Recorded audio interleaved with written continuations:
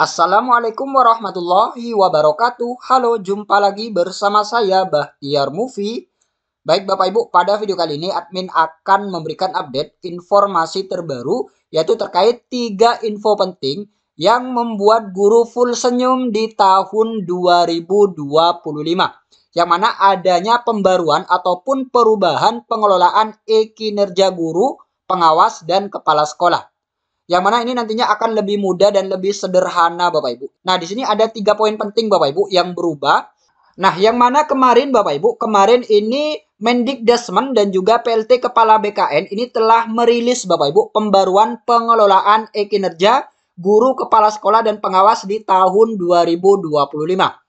Nah, jika melihat di akun PMM masing-masing, di sini sudah berubah Bapak Ibu. Nah, ini dia. Logonya sudah berubah dan di sini juga ada informasi penting yang ditampilkan di akun PMM masing-masing. Nah, ini dia Bapak Ibu 3 poin penting yang membuat guru full senyum di tahun 2025. Info penting, mulai tahun 2025, pengelolaan kinerja akan menjadi lebih sederhana dan lebih bermakna.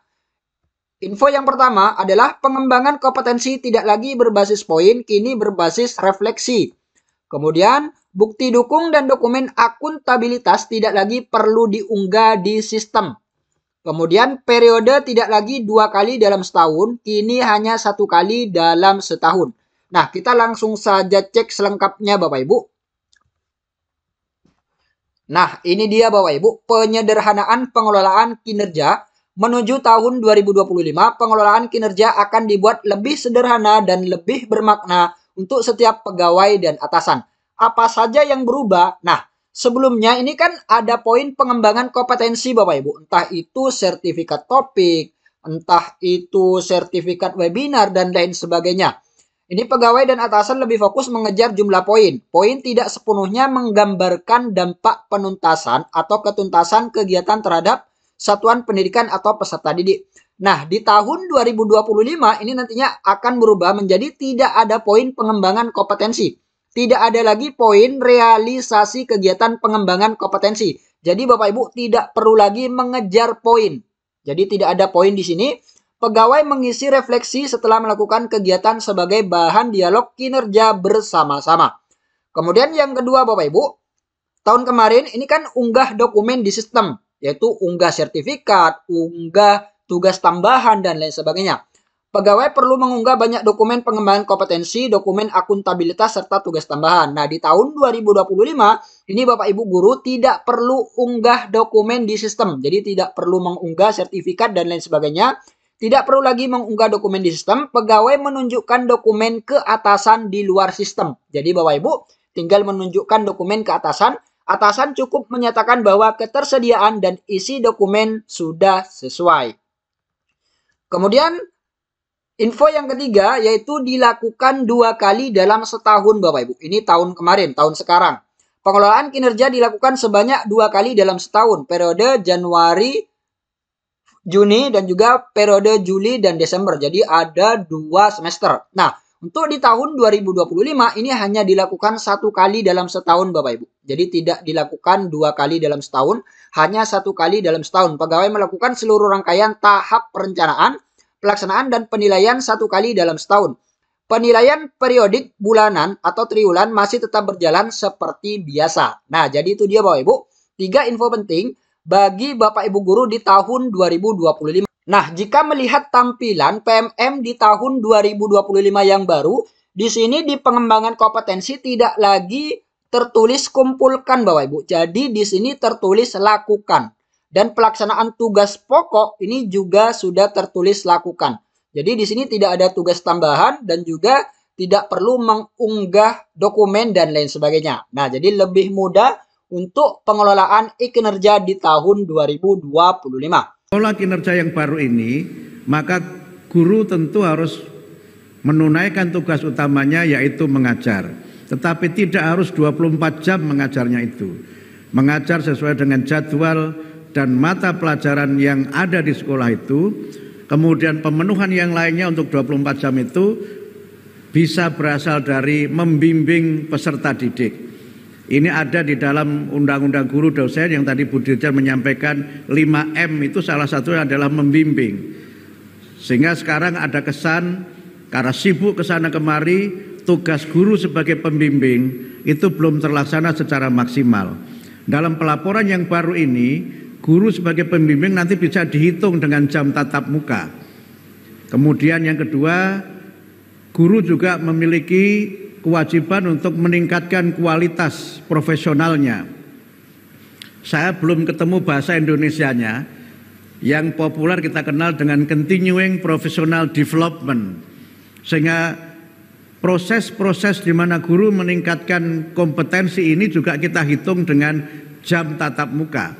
Yang itu ada ketentuan dalam 1 tahun dia harus memenuhi berapa jam untuk dia meningkatkan kualitas diri.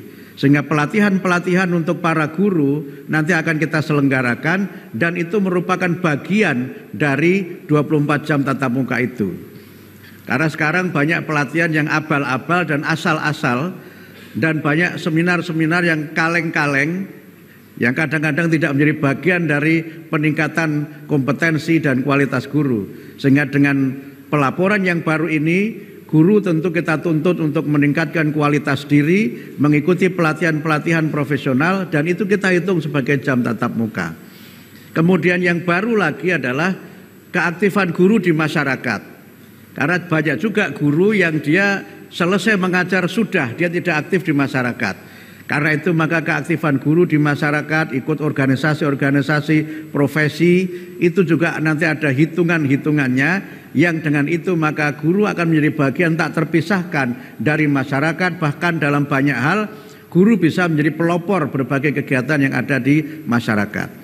Kemudian yang baru lagi adalah keaktifan guru dalam kegiatan-kegiatan di sekolah. Misalnya ikut kepanitiaan, upacara dan sebagainya, itu juga akan kita hitung sehingga 24 jam itu tidak hanya guru mengajar tapi juga kegiatan-kegiatan lain yang terkait dengan kompetensi dan profesi guru, sehingga dengan demikian maka guru betul-betul menjadi guru menjadi betul-betul bagian dari masyarakat dan guru mendampingi murid-muridnya dalam berbagai macam kegiatan peningkatan bakat minat, konseling dan kegiatan-kegiatan profesional yang lainnya.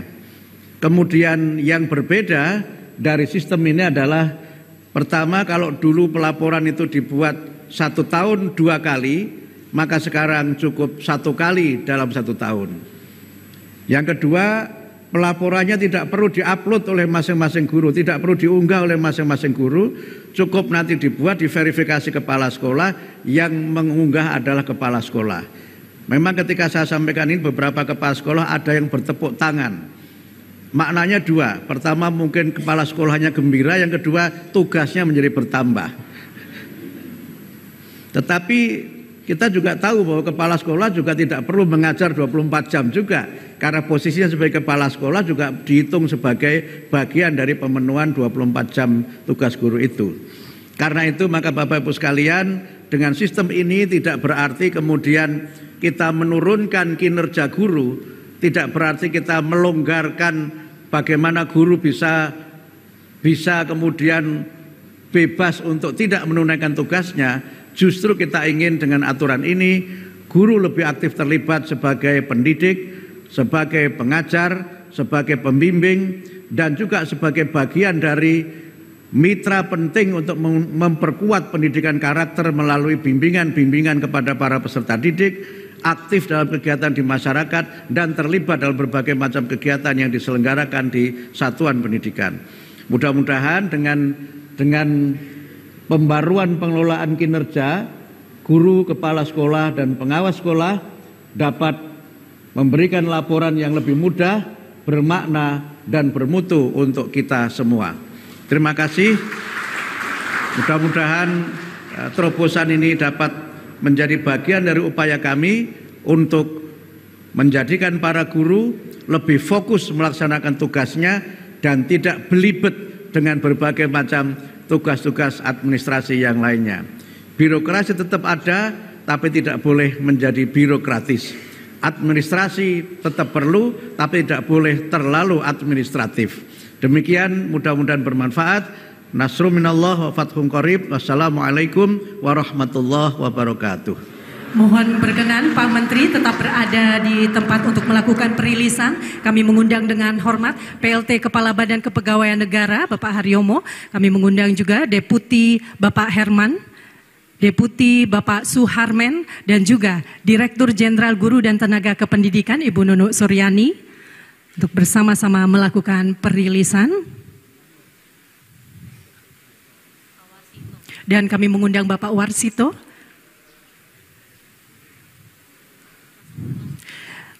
Mohon berkenan, selanjutnya dalam hitungan ketiga kami persilahkan Menteri Pendidikan Dasar dan Menengah dan PLT Kepala Badan Kepegawaian Negara untuk menekan tombol. Kita hitung mundur bersama-sama. 3, 2, 1. Pembaruan pengelolaan kinerja guru, kepala sekolah dan pengawas sekolah tahun 2025 mudah, bermakna dan bermutu untuk semua telah resmi dirilis.